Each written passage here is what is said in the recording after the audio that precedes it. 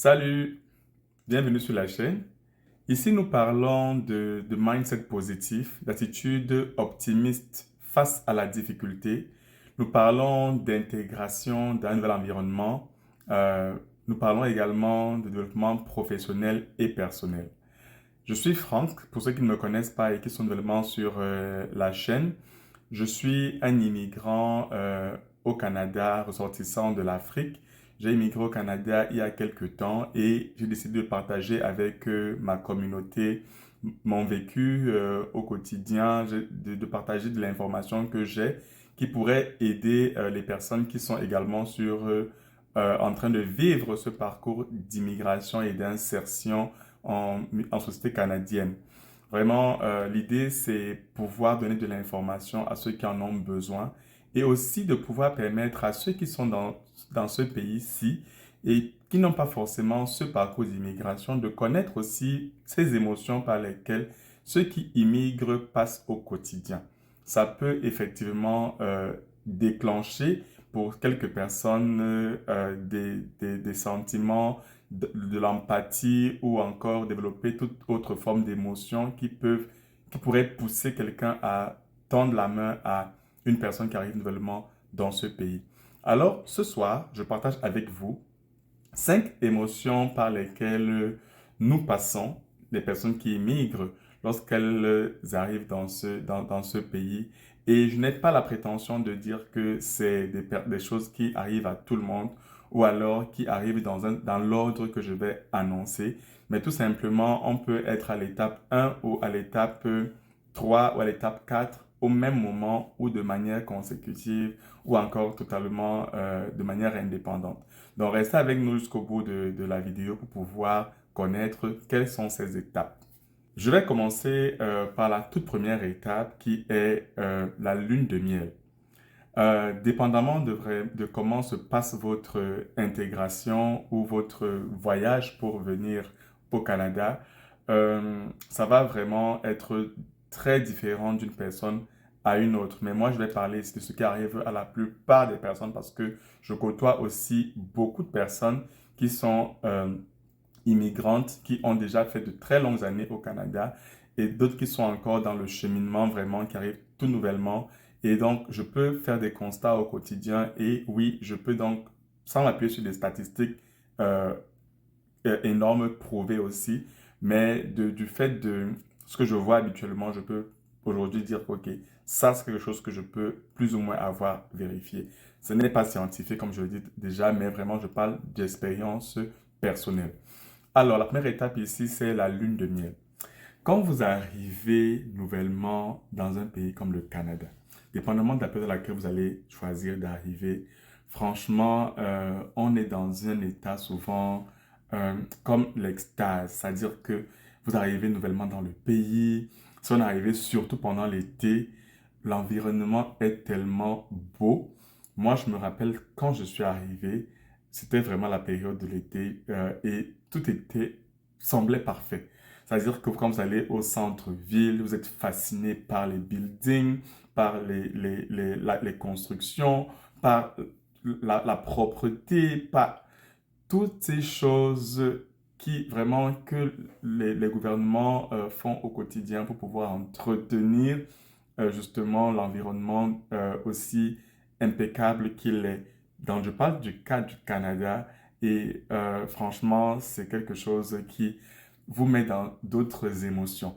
Donc vous êtes curieux d'aller visiter les musées, d'aller visiter les lieux comme le Parlement. Pour ceux qui connaissent le Canada, à Ottawa par exemple, on a le Parlement, c'est un lieu magnifique, entouré de très beaux hôtels dans la zone.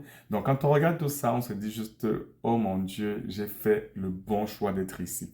Donc, moi, s'il y a un conseil que je vais donner aux personnes qui immigrent avec leur famille ici, c'est de bien choisir la période à laquelle vous allez arriver.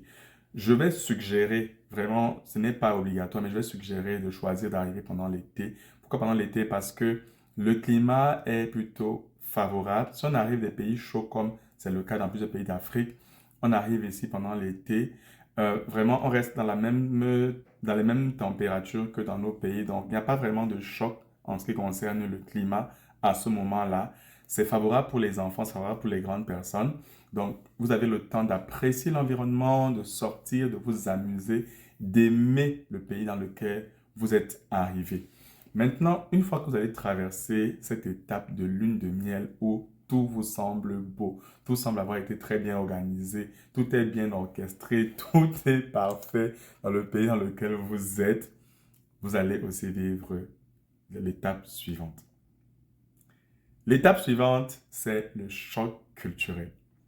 Cette étape est inévitable pour la plupart des nouveaux arrivants. Un sentiment de décalage par rapport à ce qu'on a laissé.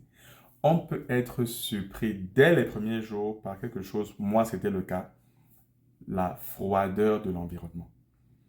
Contrairement au pays où je viens, où quand vous ouvrez votre porte, qu'il est par exemple 10 heures ou entre 7 heures et 9 heures, tout le monde semble dehors, il y a vraiment de l'affluence, et ça monte, ça va, ça descend, ça vient et ça va dans tous les sens. Ici, vous sortez l'impression qu'il n'y a pas de gens à l'extérieur. C'est comme si chacun est chez lui. Vous ne voyez pas de monde. J'ai passé les 3 premiers jours de mon arrivée à me demander, mais où sont les gens dans ce quartier? Je ne voyais personne. C'était mort à l'extérieur. Il n'y a personne que vous rencontrez. Les rues de quartier sont vides. Les voisins ne vous disent même pas bonjour quand vous en croisez un. Et ils peuvent même être africains, c'est-à-dire que vous pouvez voir des personnes, même si ce ne sont pas africains, mais elles sont peut-être noires, comme vous vous dites, ok, peut-être je m'identifie à cette personne-là, clairement elle va me dire bonjour. Vous n'allez pas recevoir ce bonjour-là de manière spontanée. Donc ne soyez pas offusqués, c'est l'un des premiers chocs par lesquels vous allez passer. Après, maintenant, il y a le choc lié au climat, si on est arrivé pendant l'hiver, parce que oui, l'hiver ici est assez rude. On est au Canada. Donc, quand il fait froid pour de vrai. On voit la neige à l'extérieur. Même quand ce n'est pas la neige qui n'est pas tombée, on fait des températures très basses. Et vraiment, ce n'est pas évident pour les personnes qui arrivent nouvellement dans ce pays de vivre ça. Il y a déjà encore des personnes qui, malgré qu'elles ont acheté des manteaux, elles ont acheté des gants, me disent, quand je suis à l'extérieur, j'ai toujours froid. J'ai toujours froid. Donc, c'est une réalité. Il fait assez froid ici, mais on arrive à y vivre. Donc, c'est l'un des chocs par lequel vous allez également passer. Le système administratif aussi pourrait sembler complexe. C'est-à-dire que les services, aujourd'hui, depuis que la crise du Covid est passée, je ne sais pas comment c'était avant, tout se fait majoritairement en ligne. Majoritairement en ligne. Vous voulez telle information, on va vous dire, regardez en ligne. Vous appelez pour avoir de l'information, on va vous donner du renseignement, mais on va vous dire, pour approfondir votre recherche, vous pouvez aller sur notre site web et avoir l'information. Si vous n'êtes pas habitué à faire les recherches en ligne, vous allez trouver cela difficile. Je connais des personnes qui sont habituées toujours à aller prendre l'information en présentiel, donc en physique là. Elles vont prendre le bus, se déplacer pour aller, je sais pas, pour apprendre un renseignement. On va leur dire, mais vous aurez pu avoir l'information en ligne. Donc, c'est un autre choc et il faut pouvoir s'adapter à ça. La barrière linguistique aussi, c'est un vrai problème quand on est francophone et qu'on va s'installer en région anglophone, comme en Ontario, comme en Alberta ou dans d'autres provinces du Canada où l'anglais est majoritaire. Je vous assure, ça va être un choc. Un choc, pas parce qu'on ne parle pas complètement l'anglais. Très souvent, les personnes qui ont décidé d'immigrer dans un pays qui est bilingue se disent, ok, c'est bilingue, moi je viens d'un pays aussi bilingue, je me débrouille avec l'anglais, ça va pouvoir le faire. Non, ça va pouvoir le faire parce que l'accent est différent, le débit de parole est différent. Les expressions, comment les gens sont habitués à communiquer, c'est vraiment différent. Quand on a appris l'anglais, qu'on n'a pas appris l'anglais vraiment de manière approfondie, ça peut être difficile. C'est-à-dire que votre français, pour lequel vous avez passé des tests et on a exigé d'avoir de très bonnes notes, même si vous venez vous installer en zone anglophone, va être décoratif si vous n'avez pas l'anglais acquis. Le français va être décoratif. Il n'y a pas beaucoup de structures qui emploient des francophones à 100%. Je dis bien, il n'y a pas beaucoup de structures. Il y a des structures qui emploient mais il n'y en a pas beaucoup par rapport au nombre de francophones qui arrivent chaque jour par le canal de l'immigration entre express, etc. Donc, vous devez prendre le temps d'apprendre l'anglais avant de vous déplacer. Si ce n'est pas le cas avant de vous déplacer, quand vous arrivez ici, et au moins les bases. Beaucoup également de choses sont mises en place pour permettre à ce que vous appreniez sur place, c'est-à-dire qu'il y a des organismes avec même l'appui du gouvernement, dépendamment de quel est votre statut quand vous arrivez, vous pouvez avoir droit à des cours d'anglais payés par le gouvernement fédéral. Donc, on peut avoir ces options-là, mais ça ne va pas se faire du tic au tac. Donc, c'est toujours bien d'avoir quand même appris les bases en anglais avant de vous déplacer. Parce que la barrière de la langue va être réelle. Imaginez, vous allez vouloir aller faire votre épicerie ou aller vouloir faire des achats de vêtements ou aller dans un restaurant pour manger. Vous arrivez et vous demandez, Do you speak French? No. Vous allez sur no là en riant. Mais vous avez faim. Vous commandez quoi? Quand on vous dit no, on ne speak pas French ici. Vous commandez comment? Vous n'avez pas à interpréter le menu qui est devant vous. Donc, c'est des petites choses comme ça qui nécessitent que vous ayez quand même la base avant d'arriver. Un autre choc que vous allez avoir, c'est l'isolement social. On est déjà conscient quand on parle de son pays qu'on a laissé derrière soit sa famille, ses amis et tout. Mais je ne suis pas sûr qu'on mesure que on arrive ici étant derrière des adultes, des parents de famille. Et il va falloir se faire de nouveaux amis. Faire des amis quand on a un âge, c'est très difficile. C'est-à-dire, il va vous arriver de sortir, aller dans un restaurant, dans un lieu public, essayer de socialiser, mais être comme devant un mur parce que vous n'arrivez pas à facilement, c'est-à-dire, faites même de contact avec quelqu'un, on discute, on bavarde et tout, on peut même échanger le contact, mais après, entretenir la communication, le lien et développer ça pour arriver à une amitié, ça va être difficile. Donc, il faut être conscient de cela. On a perdu sa famille, on a perdu son réseau d'amis. Il faut tout rebâtir à zéro. Ça va prendre du temps. Et je dis encore, si vous ne parlez pas la langue, l'anglais qui est la langue la plus parlée en Ontario, ça va être pénible d'avoir des amis. Il y a des francophones ici, bien sûr. Si vous avez la chance de trouver des francophones dans votre rayon d'habitation ou dans votre cadre de travail, ce sera super. Mais ce n'est pas toujours des choses qui sont aisées. Donc, les événements de réseautage où vous allez rentrer parfois, vous allez vous dire, OK, on m'a dit qu'il y a un événement à tel endroit, je vais m'y rendre pour aller réseauter. Et quand on arrive, on n'a même pas parfois le courage d'aborder l'inconnu, d'aller vers les gens. Et on ne sait même pas comment est-ce qu'on fait pour... Parce qu'on n'a pas été habitué à ça dans nos pays, à la base. Donc, on ne sait même pas comment faire pour pouvoir créer le lien.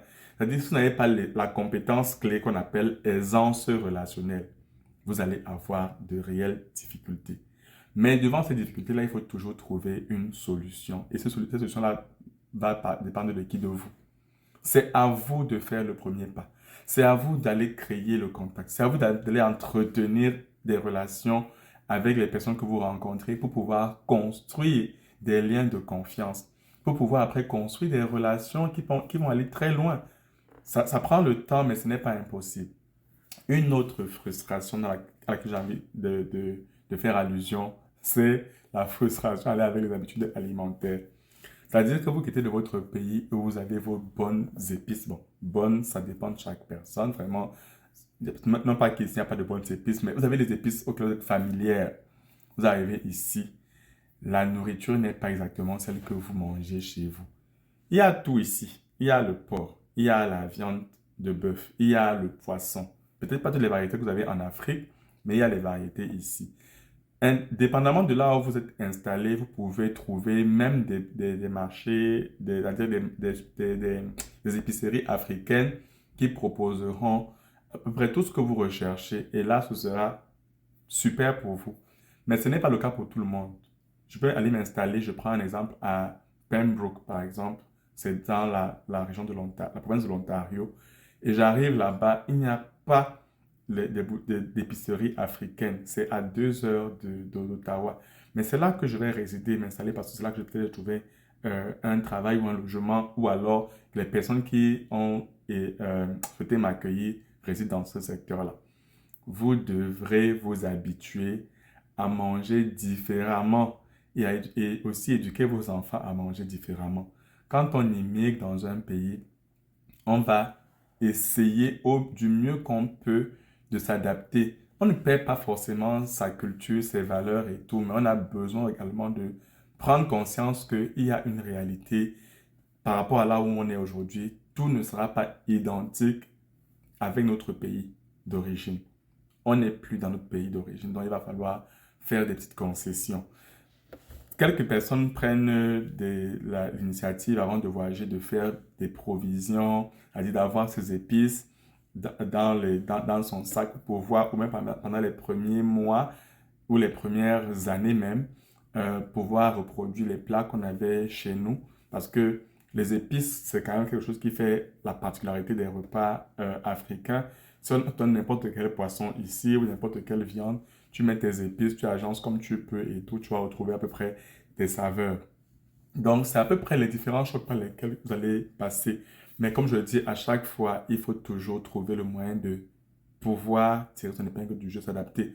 Donc, je vais déjà donné les différents conseils par rapport à faire ces bagages en prévoyant des épices qui permettront de pouvoir reproduire nos repas ici. Surtout pour les enfants, parce que les enfants qui arrivent dans un environnement qui est nouveau comme ça aussi, euh, je dirais que la plupart finissent par aimer la pizza. Ils aiment la pizza ici. Ça passe pour tous. Mais on ne peut pas manger la pizza tous les jours. Il faut bien manger autre chose. On ne cuisine pas. Ici au Canada, par exemple, j'ai remarqué que la pomme de terre est très, très, très, très présente. Donc, si je prends le cas pour une personne comme moi, particulièrement, qui n'était pas un amoureux de pommes de terre quand j'étais dans mon pays d'origine, bah, il va falloir s'adapter.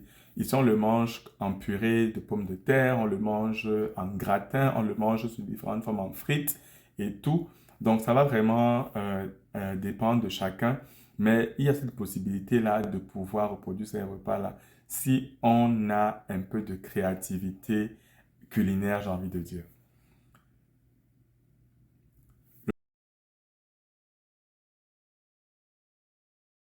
Le troisième choc, c'est l'adaptation et l'apprentissage. L'apprentissage progressif, progressif autant pour moi. Il faut apprendre à s'adapter. Comment rechercher le travail? Ça va être souvent un défi, surtout pour ceux qui doivent accepter des emplois qui ne sont pas forcément ceux qui correspondent à leur niveau de qualification.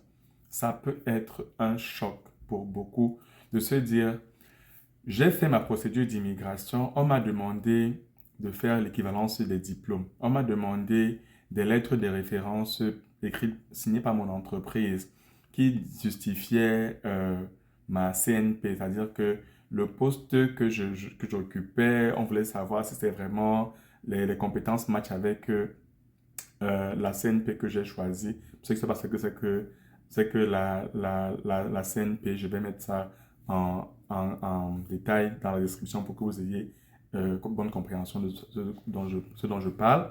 Donc, j'ai fait j'ai fait lettre de référence, j'ai fait mes équivalences de diplôme et j'arrive ici en me disant, mais si tout ça a été demandé initialement, ça veut dire que je vais venir ici occuper un poste peut-être équivalent à celui que j'avais dans mon pays. Non. Erreur. Erreur. Non. Ce n'est pas comme ça que ça va se passer. Vous risquez de commencer, du moins ce qui arrive à la plupart des personnes, c'est de commencer à un emploi beaucoup plus bas que ce que vous aviez dans votre pays d'origine. Maintenant, vous allez devoir faire vos preuves pour aller chercher des emplois mieux positionnés. Euh, on ne reconnaît pas forcément toutes vos compétences. Mais j'ai envie de dire aussi que c'est à vous de démontrer que ces compétences-là sont effectivement acquises. Vous pouvez avoir un poste au bas de l'échelle et en fonction de l'entreprise dans laquelle vous travaillez, peut-être une entreprise qui est ouverte à, à la promotion en interne et tout, et on réalise très vite que vous avez les compétences, les qualifications, tout ce qu'il faut pour occuper des postes mieux placés. Et donc, vous allez peut-être progresser assez rapidement. Pour d'autres, ce n'est pas le cas et puis vous allez peut-être devoir changer. Tout dépend vraiment de votre niveau personnel de patience, votre niveau d'engagement au travail, de votre capacité d'adaptation. Donc voilà, il va falloir s'adapter, apprendre, désapprendre et réapprendre des choses. Pour d'autres, ça va être plutôt le retour aux études.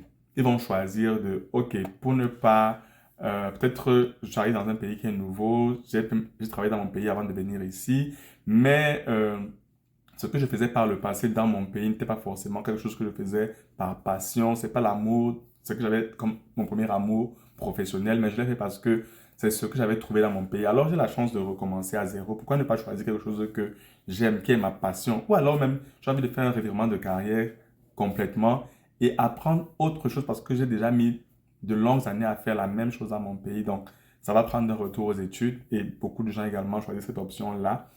Vous allez également avoir le choc de euh, la découverte des codes culturels. Ce n'est pas la même chose partout. Ça veut dire que vous allez commencer à apprendre c'est quoi la politesse dans ce pays-ci. C'est quoi la ponctualité. Pour moi qui suis d'un pays où quand on dit on a un événement à 11 heures, les gens vont se ramener à 13 heures et se dire, oh, ils ne sont pas vraiment en retard, ne même pas s'excuser. Quand on est au Canada, si on vous dit une rencontre, un rendez-vous, une réunion, c'est à 11 heures, vous devez être là à 11 heures moins 15. Parce qu'à 11 heures, on va effectivement entrer dans le cœur du sujet. Ce ne sera pas à ce moment-là qu'on va savoir est-ce que vous êtes arrivé, est-ce que vous êtes assis, est-ce que vous êtes à l'aise. Non. Arrivez avant. C'est ça ici, la ponctualité. Vraiment, l'heure, c'est l'heure. Si on vous dit un événement, c'est de 11 heures à 13 heures. Vous venez à 13 heures. Vous allez venir à 13 heures et tu veux qu'on est en train de classer les chaises pour les remettre en ordre parce qu'on est en train de libérer l'espace. C'est très, très important de savoir respecter la ponctualité ici. Donc, on commence à réaliser aussi qu'il va falloir faire des efforts en lien avec euh, euh, comment est-ce que les gens mangent. Je prends un exemple. Ici, lorsqu'on organise un événement, on va vous demander très souvent si on dit que le buffet sera offert ou sera alors où il y a de la nourriture, on va vous demander est-ce que vous faites des allergies à un produit spécifique. Mais on ne va pas cuisiner un repas qui va vous plaire à vous forcément.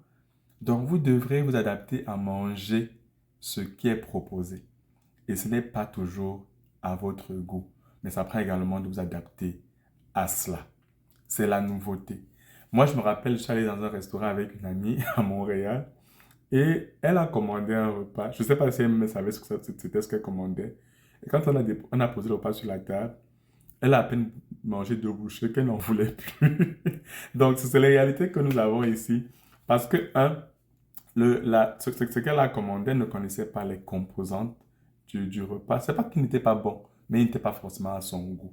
Donc, voilà également des éléments par lesquels, les défis par lesquels les challenges, alors c'est même pas un challenge, c'est plutôt le choc qu'on va avoir. Dès que tu payes ta facture, tu payes un plat 45 $ et tu ne peux même pas le manger parce que ce n'est pas ce que toi, tu affectionnes.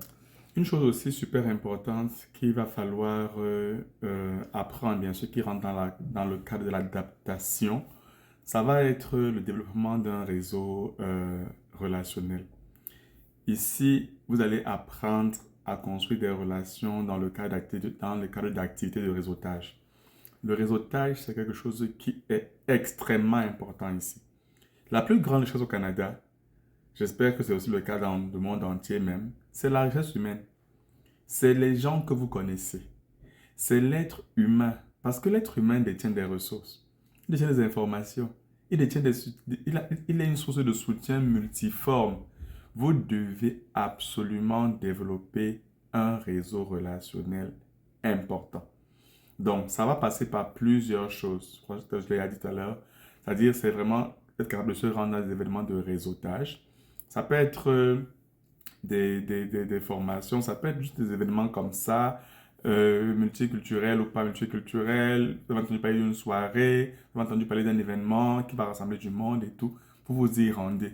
Mais vous vous y rendez, c'est pour aller aussi rencontrer de nouvelles personnes, tisser des liens créer vraiment des rapports de confiance et puis faire, dans la mesure du possible, de ces rencontres-là, de potentielles amitiés, de potentielles, euh, euh, comment je vais appeler ça, de potentielles sources de collaboration. Parce que c'est dans la collaboration, c'est dans ces amitiés justement-là qu'on arrive à construire quelque chose. Donc ici, c'est important d'avoir des amis, un réseau, d'avoir des relations. Ça, c'est hyper important. Ça va également vous servir dans les moments où vous allez être vraiment, peut-être à court d'énergie, vous avez besoin d'avoir des personnes qui peuvent vous appeler ou à qui vous pouvez parler pour pouvoir vous libérer et justement échapper au stress, à la dépression. Parce que c'est des choses qui ici sont plus vécues que dans les pays en Afrique, parce que peut-être on est loin de nos familles, on est loin de notre réseau habituel, des personnes qui nous connaissent. Donc oui, on a besoin de nouvelles personnes avec qui on peut souvent échanger. Ça, c'est très important. Et ça peut avoir vraiment toute forme. Moi, pour le cas, en ce qui me concerne, par exemple, je suis membre d'association. C'est dans l'association justement que tu rencontres de nouvelles personnes et que tu arrives à faire des liens qui peuvent t'aider dans... Et aussi que toi, tu peux aider parce que ça aussi, c'est le piège. Ne pas toujours se dire que je vais rencontrer les gens parce que je veux de l'aide. Non. Mais se dire, je vais rencontrer des gens parce que j'ai des choses à leur partager, à leur offrir. Le don de soi, c'est le meilleur cadeau qu'on puisse faire à l'humanité. Le don de soi, c'est-à-dire toujours être en train de vouloir partager, offrir, donner. Ça, c'est hyper important et c'est une chose que je pense qu'il faut absolument développer avec le temps et surtout ici au Canada. Donc, la quatrième étape, je vais l'appeler l'acceptation ou la stabilité. À cette étape-là, vraiment, on a déjà ses routines.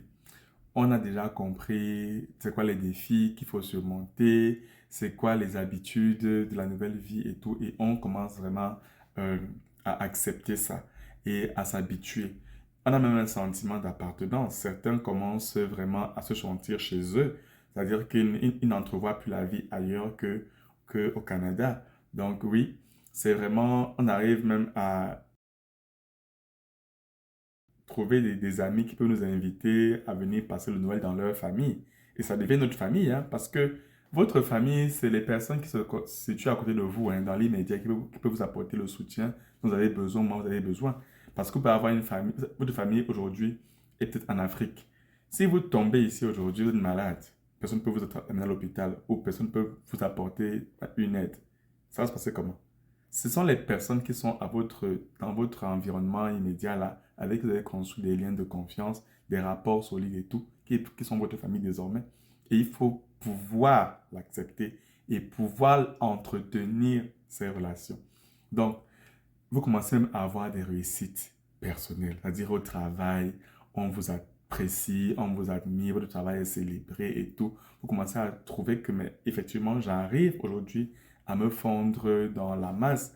Et pourquoi pas choisir même de créer une entreprise, de développer quelque chose qui n'est pas forcément très connu ici, alors qui peut répondre à des besoins sur le terrain.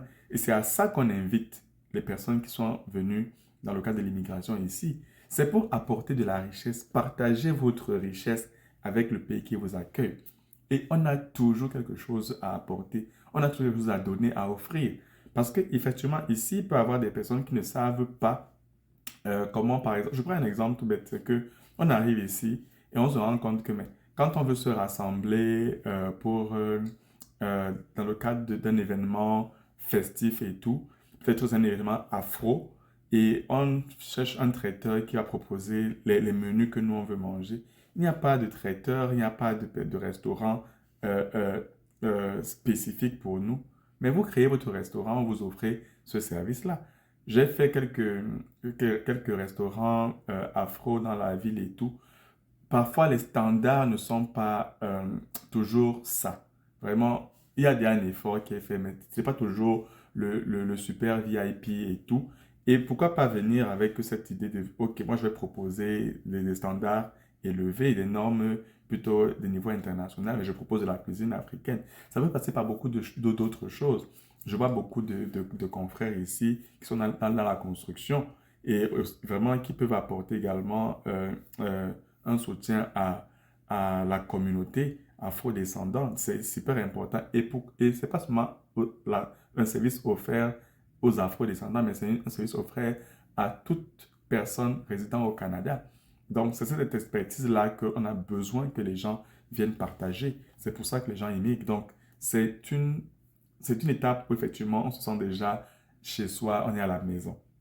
Et puis vient la dernière étape à laquelle j'ai envie de sortir, c'est l'ambivalence ou l'enracinement. C'est-à-dire qu'on a déjà atteint un niveau où on reste, on se dit, on commence à appartenir à la fois à la culture canadienne et notre culture d'origine.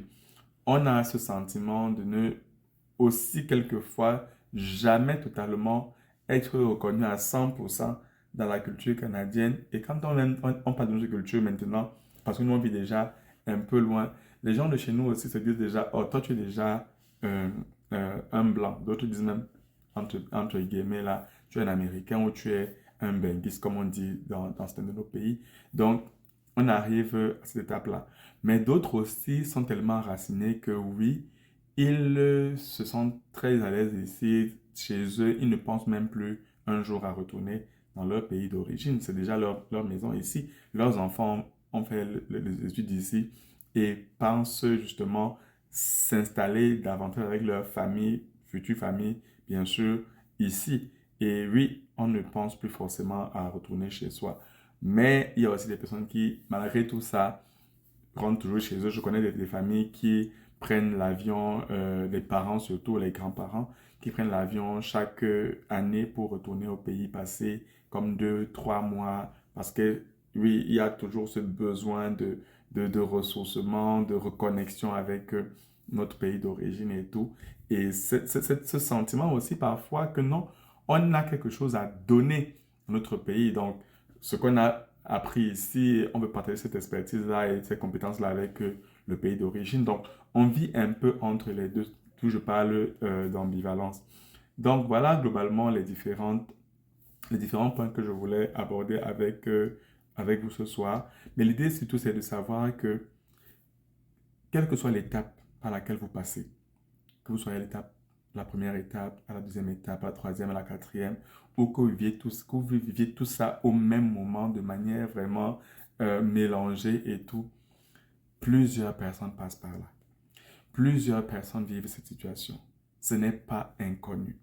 Si ça vous entraîne à vous sentir en détresse, n'hésitez pas à aller vers vos frères, aller vers des personnes, vers les organismes ressources aussi pour demander de l'aide parce qu'il y a, il y a beaucoup de ressources qui existent. N'hésitez pas non plus à écrire en commentaire ici sous la vidéo par exemple, ok, moi j'ai besoin de telle information pour que je puisse voir dans quelle mesure je peux également vous apporter mon soutien. C'est pour ça que je fais ces vidéos pour pouvoir apporter du soutien. Donc, j'espère que ce contenu vous plaira et surtout qu'il sera utile, c'est le plus important, qu'il soit utile à des personnes qui passent par ce parcours ou alors qui projettent d'immigrer et qui certainement passeront par ce parcours et que vraiment ça puisse vous aider à avoir de l'information. Et pour ceux qui sont déjà au Canada et qui ne sont pas forcément des immigrants, mais qui ont vécu toute leur vie ici, sachez que voilà les émotions par lesquelles les personnes immigrantes peuvent passer. Et elle vous demande à vous de faire preuve d'empathie, de faire preuve d'ouverture d'esprit, de faire preuve de tolérance, de patience envers elle, parce que ce n'est pas toujours évident. Donc, merci à chacun d'entre vous. Et si ce contenu vous a plu, n'hésitez pas à activer la cloche de notification pour pouvoir justement être abonné à la chaîne et régulièrement, je partagerai avec vous justement, comme je l'ai promis au début, mon vécu ici au Canada. Sur ce, je vous dis à la prochaine.